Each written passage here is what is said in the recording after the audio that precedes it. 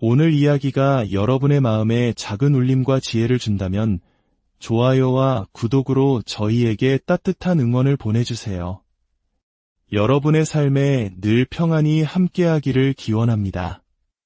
요즘 세상, 왜 이렇게 자기밖에 모르는 사람들이 많아진 것 같을까요? 어딜 가나 무례하고 자기중심적이며 공감 능력이 부족한 사람들을 마주치는 것 같습니다. 마치 세상이 나르시시즘이라는 거대한 파도에 휩쓸리고 있는 것처럼 느껴지기도 합니다.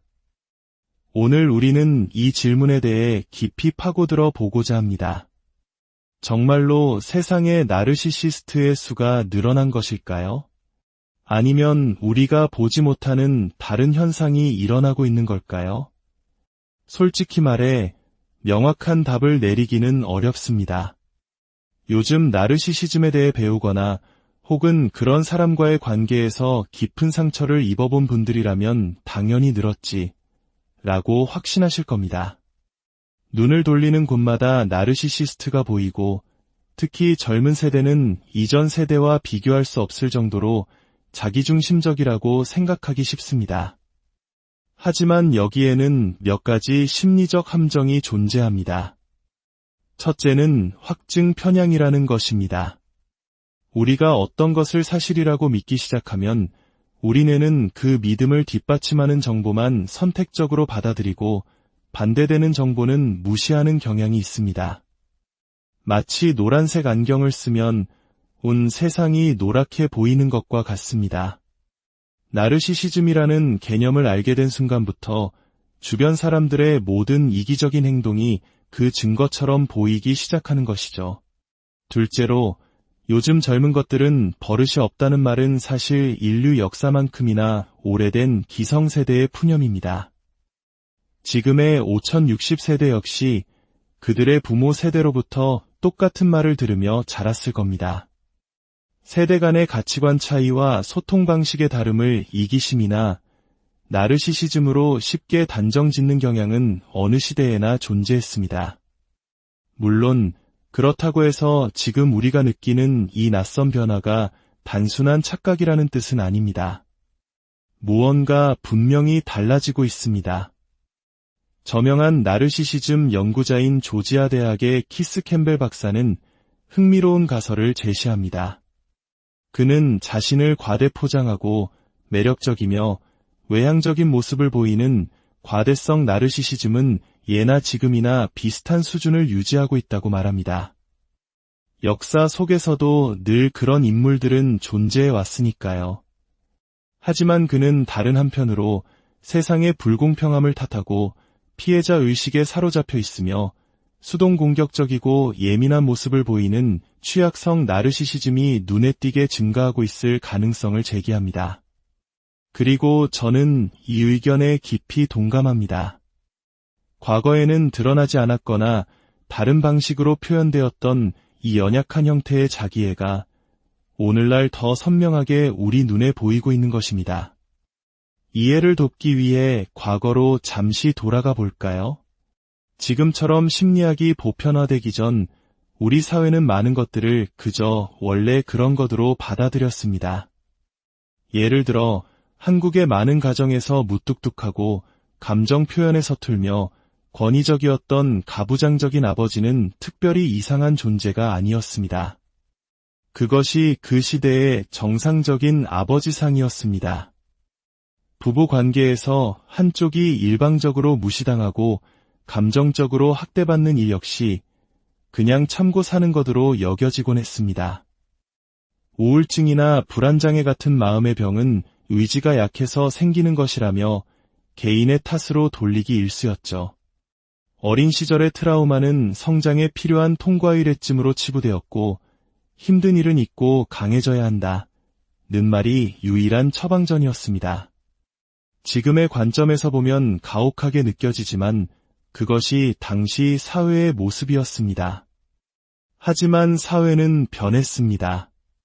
우리는 이제 정신건강의 중요성을 이야기하고 어린 시절의 경험이 한 사람의 인생에 얼마나 큰 영향을 미치는지 이해하게 되었습니다. 트라우마와 애착 이론에 대해 더 자유롭게 토론합니다. 이것은 분명 우리 사회가 이뤄낸 위대한 진보입니다.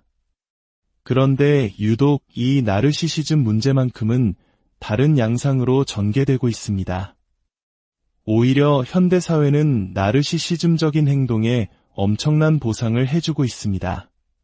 더 시끄럽고, 더 뻔뻔하고, 더 자극적이고, 비도덕적인 사람들이 정치, 미디어, 경제계에서 큰 성공을 거두는 모습을 우리는 매일 목격합니다. 그리고 결정적으로 소셜미디어의 등장은 이 모든 상황을 완전히 새로운 국면으로 이끌었습니다. 평범한 사람들조차 나르시시즘적인 행동을 통해 관심과 돈, 그리고 권력을 얻을 수 있는 시대가 열린 것입니다. 더 피상적이고 허영심 가득하고 때로는 잔인하기까지 한 자극적인 콘텐츠가 더 많은 조회수를 얻고 그것이 고수익으로 연결되는 구조가 만들어졌습니다. 하지만 저는 여기서 더 근본적인 원인이 있다고 생각합니다. 그것은 바로 사회적 비교입니다. 인간은 본능적으로 타인과 자신을 비교하는 사회적 동물입니다. 친구의 더 좋은 차, 더 넓은 집, 더 행복해 보이는 가정을 보며 나는 뭘 잘못하고 있는 걸까? 라고 한 번쯤 생각해보지 않은 사람이 있을까요? 우리는 타인이라는 거울을 통해 자신의 위치를 가늠하고 때로는 나보다 못한 친구를 보며 안도감을 느끼기도 합니다.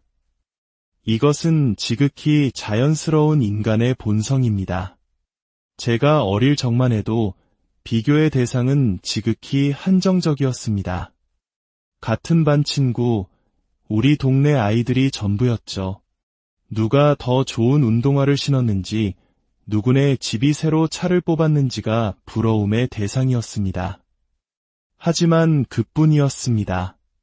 고등학교 시절 온갖 잘난 척을 하던 친구들도 성인이 되고 각자의 삶을 살아가면서 대부분 평범한 사람이 되었습니다. 비교의 무대는 좁았고 시간이 지나면 자연스럽게 잊혔습니다. 그러나 지난 20년간 소셜미디어는 이 사회적 비교라는 게임의 판도를 송두리째 바꿔 놓았습니다. 이제 우리는 침대에 누워 손가락 하나만으로 전 세계 모든 사람들의 삶을, 그것도 그들의 인생에서 가장 화려하고 행복한 순간만을 편집해 놓은 버전을 실시간으로 엿볼 수 있게 되었습니다. 해외의 호화로운 휴양지, 명품으로 치장한 모습, 값비싼 레스토랑에서의 식사, 완벽해 보이는 연인과의 관계, 이 모든 것이 끊임없이 우리의 눈과 마음을 자극합니다. 건강한 사람이라면 이런 모습을 보고 잠시 부러움을 느끼거나 상대적 박탈감의 기분이 상할 수는 있지만 이내 자신의 삶으로 돌아와 자신만의 의미와 행복을 찾아 나아갑니다. 하지만 나르시시스트에게 이 끊임없는 사회적 비교는 단순한 부러움의 대상이 아닙니다. 그것은 자신의 존재를 위협하는 자존심에 대한 공격이자 치욕으로 받아들여집니다. 그들의 내면에 잠재해 있던 불안감과 열등감의 스위치를 켜는 강력한 방아쇠가 되는 것입니다. 그리고 한번 켜진 이 스위치는 좀처럼 꺼지지 않습니다. 결국 그들은 세상이 자신에게 빚을 졌다고 느끼며 더욱 분노하고 더 많은 관심을 요구하고 그것을 얻기 위해 점점 더 기이하고 극단적인 행동을 서슴지 않게 됩니다. 혹은 자신이 원하는 것을 갖지 못했다는 억울함과 피해의식에 사로잡혀 세상을 향한 분노를 쏟아냅니다. 이것이 바로 우리가 요즘 세상에서 목격하고 있는 나르시시즘적 행동의 폭발적인 증가, 특히 취약성 나르시시즘의 확산 뒤에 숨겨진 진짜 이유일 수 있습니다. 한번 터져나온 이 요정은 다시 램프 속으로 돌아가지 않을 것입니다. 이기적이고 무례하게 구는 것은 대부분의 경우 불법이 아니기 때문입니다. 그렇다면 우리는 어떻게 해야 할까요? 다시 상처받지 않기 위해, 또 다른 나르시시스트의 덫에 걸리지 않기 위해 우리는 무엇을 명심해야 할까요? 바로 분별력입니다. 공감과 연민을 갖되 현실을 직시하는 지혜가 필요합니다. 동물원의 사자를 한번 떠올려 보세요. 우리는 우리에 갇힌 그 아름다운 동물을 보며 안타까움을 느낄 수 있습니다. 심지어 그를 구해주고 싶다는 마음이 들 수도 있습니다. 하지만 만약 당신이 연민에 못 이겨 우리 안으로 뛰어 들어간다면 그 결과는 끔찍할 것입니다. 나르시시스트를 대하는 것도 이와 같습니다. 그들이 항상 불안에 떨고 자신의 가치를 끊임없이 증명받고 싶어하는 그 내면의 고통을 이해할 수는 있습니다. 하지만 그들을 구원하는 것은 당신의 책임이 아닙니다. 당신이 그들에게 너무 가까이 다가가거나 그들의 실체를 제대로 보지 못한다면 결국 상처받는 것은 당신이 될 것입니다. 이 세상에는 여전히 따뜻하고 공감 능력이 뛰어나며 건강한 마음을 가진 좋은 사람들이 훨씬 더 많습니다. 그들은 단지 시끄럽게 자신을 드러내지 않을 뿐입니다. 그러니 우리가 누군가를 처음 만났을 때 그 사람의 화려한 겉모습, 매력, 카리스마에 현혹되지 말고 신중하게 그리고 천천히 그 사람을 알아가는 시간이 반드시 필요합니다. 그리고 이것 하나만은 꼭 기억하십시오. 한 사람의 진정한 모습을 알 수 있는 최고의 방법 중 하나는 그 사람이 사회적 비교 상황에 어떻게 반응하는지를 지켜보는 것입니다. 다른 사람의 성공이나 행복 앞에서 그 사람의 표정이 어떻게 변하는지, 말투가 어떻게 달라지는지를 유심히 살펴보세요. 만약 누군가가 비교 앞에서 급격히 기분이 가라앉거나 혹은 반대로 과도하게 분노하고 상대를 깎아내린다면 그것은 아주 중요한 신호입니다. 아마도 세상에 나르시시스트의 절대적인 숫자가 늘어난 것은 아닐지도 모릅니다. 하지만 사회적 비교라는 강력한 촉매제가 그들의 내면에 잠자고 있던 괴물을 깨워 이전과는 비교할 수 없을 정도로 활성화시키고 있는 것은 분명해 보입니다. 부디 여러분의 삶이 타인과의 끝없는 비교가 아닌 자신만의 고유한 속도와 의미로 가득 채워지기를 진심으로